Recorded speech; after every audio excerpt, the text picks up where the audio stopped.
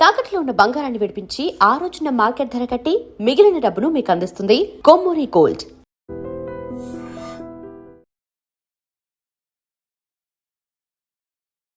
నమస్కారం, welcome to I dream. ధర్మ మార్గం విత్ విజిత కార్యక్రమానికి స్వాగతం.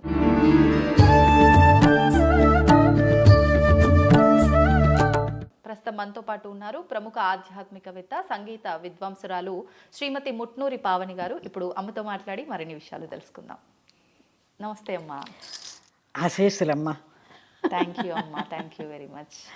అమ్మ, మనకు జనవరి మాసంలో అంటే ధనుర్మాసంలో విశేషంగా మకర సంక్రమణం జరుగుతుంది. ఆ తర్వాత 3 రోజులు కూడా మనము భోగి, మకర సంక్రాంతి, కనుమ విశేషంగా చాలా పెద్ద పండగగా వైభవంగా జరుపుకుంటాము. వాటి విశిష్టత గురించి తెలియజేయండి. భోగి మంటలు వేసుకుంటారు. భోగి మంటలు అంటే మరి అప్పట్లో చలికాలం ఇప్పటిలాగా ఇవన్నీ హీటర్లు పెట్టుకునే రోజులు కావు కదా. రెళ్ళు, కప్పుల ఇళ్ళు, తాటాకుల ఇళ్ళు, పెంకుటిళ్ళు, అవే కదా ఉండేవి. ఆ వాటిల్లో చలిస్తూ ఉండేది. భోగి రోజున వచ్చేటప్పటికి ఏమిటో పండగ అనేటప్పటికి అందరూ లేస్తారు ఇంటి దగ్గర. ఉత్తర రోజుల్లో ఆ చలిని ఎంత ముడుచు పడుకున్నా ఆ పండగ రోజు లేచేటప్పటికి మరి చలి ఎక్కువగా ఉంటుంది. భోగి మంటలు వేసేవారు ఓ రకంగా, అట్లా వేసేవాళ్ళు. వేసేసి ముఖ్యమైన అంతరార్థం అందులో ఏమిటంటే భోగి మంటలు వేయటంలో మనలో ఉన్నటువంటి దుష్టగుణాలు ఏవైతే ఉన్నాయో అవన్నీ వాటిల్లో వేసేసి భస్మం చేసేయాలనే ఒక మెయిన్ ఉద్దేశం ఆ భోగి మంటలు వేయటం. తర్వాత వచ్చి పండగ వచ్చింది కాబట్టి ఇంట్లో ఆ చెత్త ఈ చెత్త చాలా ఉంటాయి. పండగ వచ్చిన రోజు శుభ్రం చేసుకోవాలి కదా, అవన్నీ వదిలించాలంటే తీసుకొచ్చి భోగి మంటల్లో వేసేసి భోగి మంటలు వేస్తూ చుట్టూ పెద్దవాళ్ళు ఎవరెళ్ళ ముందర వాళ్ళు వేసుకోవటం, పెద్దవాళ్ళందరూ కూర్చోవటం, కబుర్లు చెప్పుకుంటూ. కానీ బాగుండేది. అవతల చలి, ఈ మంట, దుప్పట్లు కప్పుకుని అక్కడ కూర్చుంటే మేము కూడా కూర్చునేవాళ్ళం కదా. అదే చాలా సరదాగా ఉండే, చాలా బాగుండేది. భోగి మంట పైన నీళ్లు కూడా కాచుకొని చేసేవారా? ఏం లేదు, భోగి ఇదంతా వాకిట్లో వేస్తారు. వాకిట్లో ఓన్లీ చలిమంటల్లాగా వేస్తారు. ఇంకో రకంగా ఎందుకు వేస్తున్నారు అంటే అవి పూరు గిడుసలు అవి కాబట్టి ఆ చలికి తట్టుకోలేక తీసుకొచ్చి వేస్తున్నారని మనం ఎన్ని రకాలుగా అయినా చెప్పుకోవచ్చు. మెయిన్ అంతరార్థం ఏమిటయ్యా అంటే ఇది, మనలో ఉన్నటువంటి దుష్ట గుణాలన్నిటినీ వాటిల్లో వేసేసి దహనం చేయటం, భస్మం చేసేయాలి అని. ఆ భోగి మంటలు అయిపోతాయి పొద్దున. అదైపోయిన తర్వాత పిల్లలకి నువ్వుల నూనె పెట్టి ఆశీర్వదించి తలంటు పోస్తారు. నలుగు పెట్టి తలంట్లు పొయ్యాలి, ఆ రోజు శాస్త్రం అది. నువ్వుల నూనె పెట్టుకోవాలి నెత్తి మీద పిల్లలకి పెట్టి ఒళ్ళంతా పెట్టి నలుగు పెట్టి చక్కగా తలంటు పోసేవాళ్ళు పండగ భోగినాడు. అది అయిపోయిన దగ్గర నుంచి మధ్యాహ్నం నుంచి బొమ్మలు పెట్టేవాళ్ళు. బొమ్మల కొలువు ఇప్పుడు దసరాల్లో పెడతారు. అదంతా తమిళనాడు వాళ్ళ ఆచారం, దసరాల్లో పెట్టేది. మన తెలుగు దేశాలకు వచ్చేటప్పటికి సంక్రాంతికే ఆ బొమ్మలు పెట్టడం అది. దానిలో ఏం చేస్తారంటే ఇప్పుడు ఆడపిల్లలు కదా బొమ్మలు పెడతారు కనుక ఒక పశువు ఇది చేసేది గౌరవ అనుకో, లేకపోతే వినాయకుడు అన్నా ఏదన్నా అనుకో, అది పెట్టేసేసి ఈ పిల్లల చేత ముందర అరేంజ్ చేస్తారు కదా బొమ్మలన్నీ పెట్టడానికి. ఆ మధ్యలో ఒక చోట ఈ ఆడపిల్లల చేత పెట్టించేసి ఇక చుట్టూ అన్నీ పెట్టేవారు. రామాయణ, భాగవతాది కథల బొమ్మలు, ఏదో అరణ్యాలు, పులులు బొమ్మలు, అవి అలాంటివన్నీ రకరకాల ఇప్పుడు ఆ బొమ్మలు పెడుతున్నారులే. అది ఆ రకంగా ఆ బొమ్మలు కొలువు పెట్టేవాళ్ళు. బొమ్మలకు 3 రోజులు హనించి అక్కడ నైవేద్యం అది పెట్టడం అది ఉంటుంది. గౌరీదేవిని పెట్టారు. 3 రోజులు ఉంటాయి. కొంతమంది సంకురమయ్యాన్ని సంక్రాంతి పురుషుడు అంటారు. ఆయన సంక్రమణ కొద్ది ఇళ్లలో ఆచారం ఉన్న వాళ్ళు పెట్టుకుంటారు. అవి కూడా పెడతారు. అందులో ఈ 3 రోజులు వాటికి చక్క మహానైవేద్యం అదంతా పెట్టడం అనేది ఉంటుంది. ఇట్లా మధ్యాహ్నం బొమ్మల కొలువు అరేంజ్ చేస్తారు. ఇది అయిపోయిన తర్వాత సాయంత్రానికి భోగిపళ్ళు. పిల్లలందరికీ అందరినీ పేరంటానికి పిలుస్తారు. మా పిల్లలకి భోగిపళ్ళు పోస్తున్నాం, పేరంటానికి రండి అని ఇళ్ళకి వెళ్ళి పిలిచేవాళ్ళు. అప్పట్లో ఫోన్లు ఎక్కడ ఉన్నాయి అని. అదే అప్పుడు సరే చక్కగా అందరూ పేరెంట్ వాళ్ళు వచ్చేవాళ్ళు. పెద్ద ముత్తైదువుల చేత చక్కగా భోగి ఇవి తిప్పి పోయిస్తూ చేస్తూ ఉండే. శశిముఖులారే మన పసిబాలులకు భోగి పండ్లు పోయుదాము, శశిముఖులారే అద్దంపు చెక్కిళ్ళు ముద్దులను కూచుండ దిద్దిన కస్తూరి తిలకామింపై మెరయ శశి ముఖులారా రారే మన్న పసిబాలులకు భోగి పండ్లు పోయుదాము శశి ముఖులారా రారే మోహనకారులు మదన సుందరులు రంగుగా పీటపై రాణించుచున్నారు శశి ముఖులారా రారే మూడేసి దోసిళ్ళు ముదమూతు శిరముపై వేడుకతో పోయుదము నేడు మన పిల్లలకు శశిముఖులారా రారే అంటే అవి తీసుకుని అంటే అవి వాటిలో ఏం కలిపేవాళ్ళు అక్షింతలు మరి శనగలు నానేసిన శనగలు రేగి పళ్ళు తర్వాత బంతిపూల రేఖలు తర్వాత వచ్చి అప్పట్లో ఇందాక దమ్మిడి అయినా లేదని ఆవిడ పాడిందని చెప్పాను చూడు ఆ రోజుల్లో దమ్మిడి అని అనేవాళ్ళు అతను నేను ఎరుగున్నా దమ్మిడి అంటే 100 దమ్మిడీలు అయితే ₹1 ఆ తర్వాత నయా పైసలు అన్న పేరుతో వచ్చినాయి అవి కలిపేవారు ఆ దమ్మిడి అనేవాళ్ళు అవి రాగి నాణ్యాలు అన్నమాట అవి ఓకే ఓకే అది 2 దమ్మిడీలు అయితే యాగాని ఇది ఎందుకో లెక్క ఉన్నది అంటే ₹1 అమ్మ యాగాని దాని పేరు అంతే 2 యాగానీలు అయితే ఒక అర్ధన 2 అర్ధనాలు అయితే ఒక అణ 2 అణాలు అయితే ఒక బేడ 2 బేడలు అయితే ఒక పావల ఓ పావలాకు ముందే ఇవన్నీ 2 పావలాలు అయితే ₹1 2 ₹1 రూపాయి వెండి రూపాయి నాణ్యాలు ఉండేవి అప్పట్లో. ఇప్పుడు మీరు చెప్పిన ఈ బేడాలు ఇవన్నీ మీ దగ్గర ఒక్కటన్నా దాచుకున్నారా మా మనవరాళ్ళ దగ్గర ఉన్నాయి చెప్తోంది నిన్న ఇవన్నీ నేను మాట్లాడుతూ చెప్తుంటే నాన్నమ్మ నీ దగ్గర తీసుకున్నాము ఇవన్నీ ఎక్కడో ఉన్నాయి చూడాలంటుంది. చూసి పెట్టండి అమ్మ ఈసారి మనం వీడియో చేద్దాం దాని గురించి. అవునా అప్పటి నాణ్యాలు అవన్నీ రాగి నాణ్యాలు ఉండేవన్నమాట. అప్పుడు ఈ దమిడీలు వేసేవాళ్ళు అందులో రూపాయలు వేస్తున్నారు భోగి పళ్ళ దాంట్లో వీటిలో.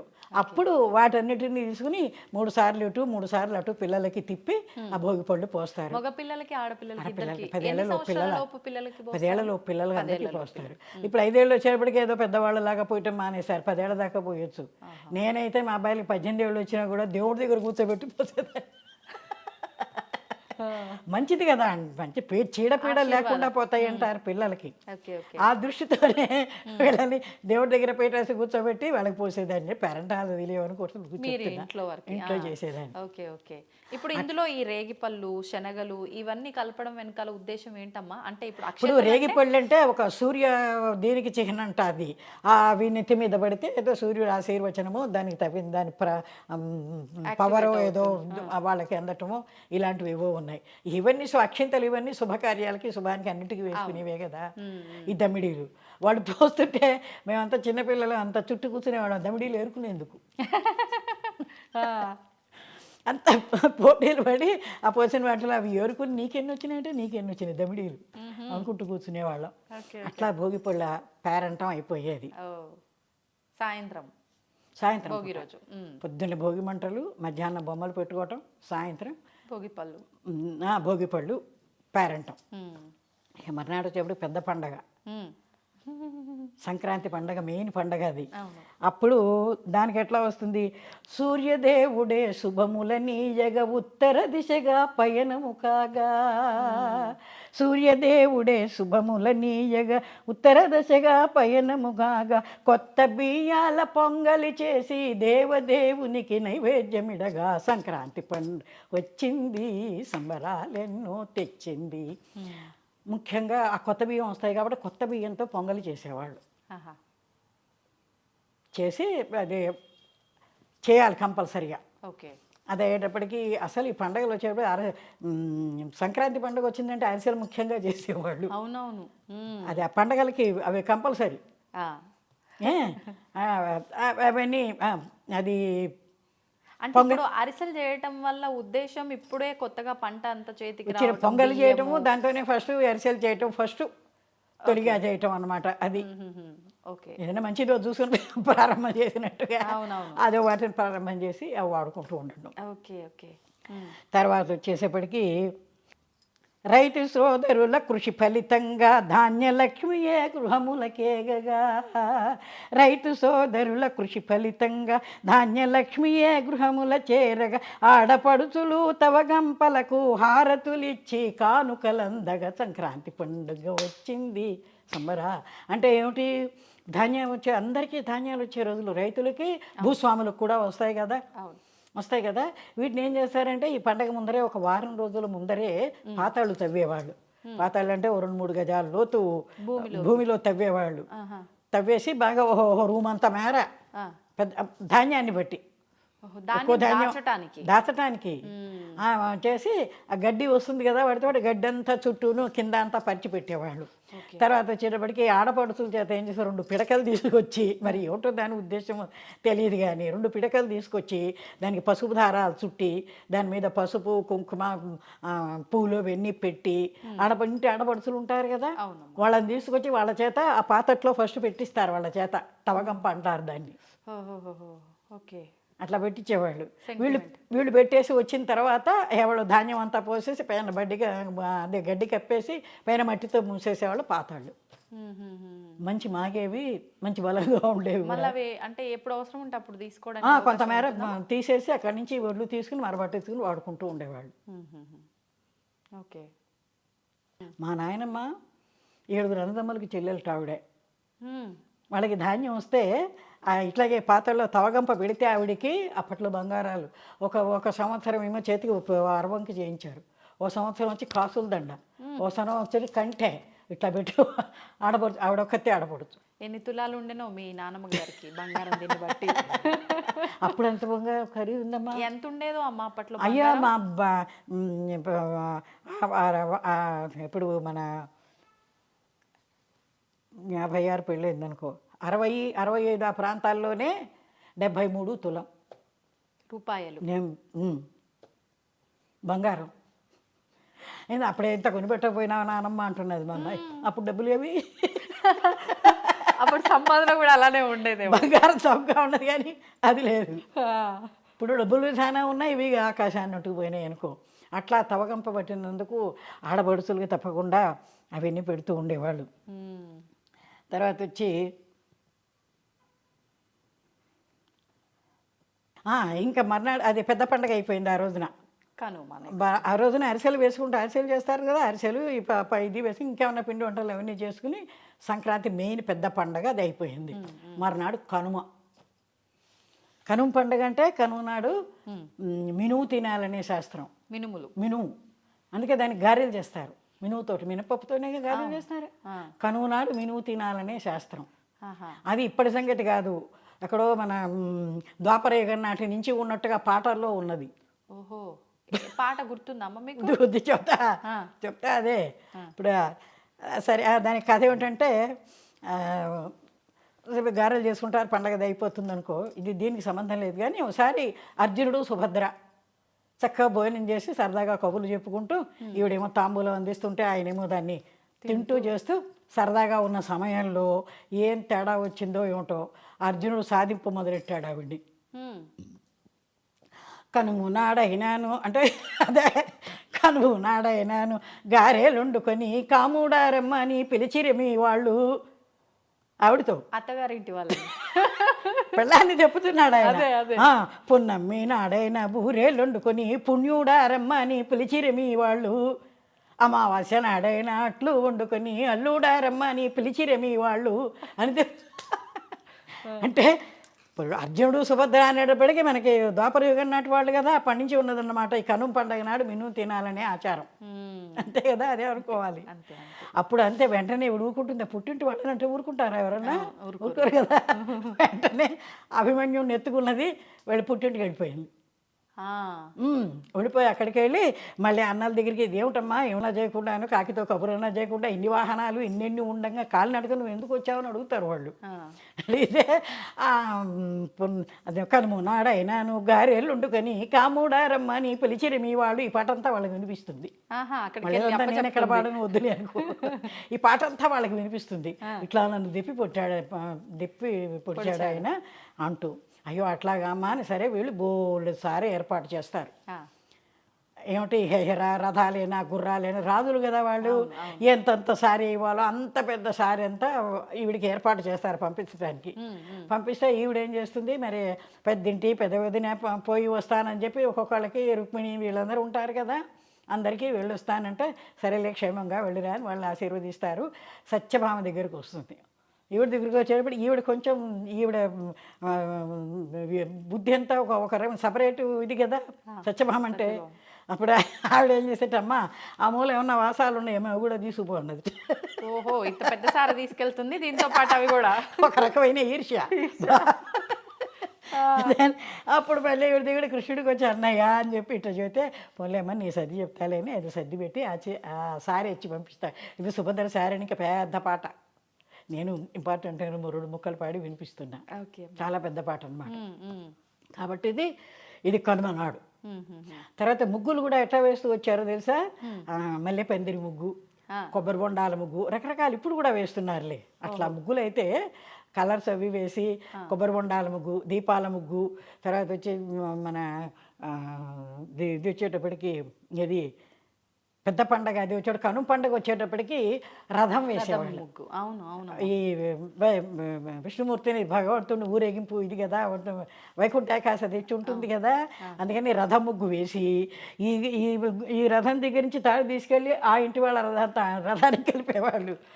వాళ్ళు వెళ్ళి కాదు వాళ్ళకి ఇట్లా రథం పెద్ద ఊరేగింపు అన్నమాట. ఏదో సినిమాలో రథం పక్క వీధిలో వరకు ముగ్గు పోత పోసుకుంటూ వెళ్తాం.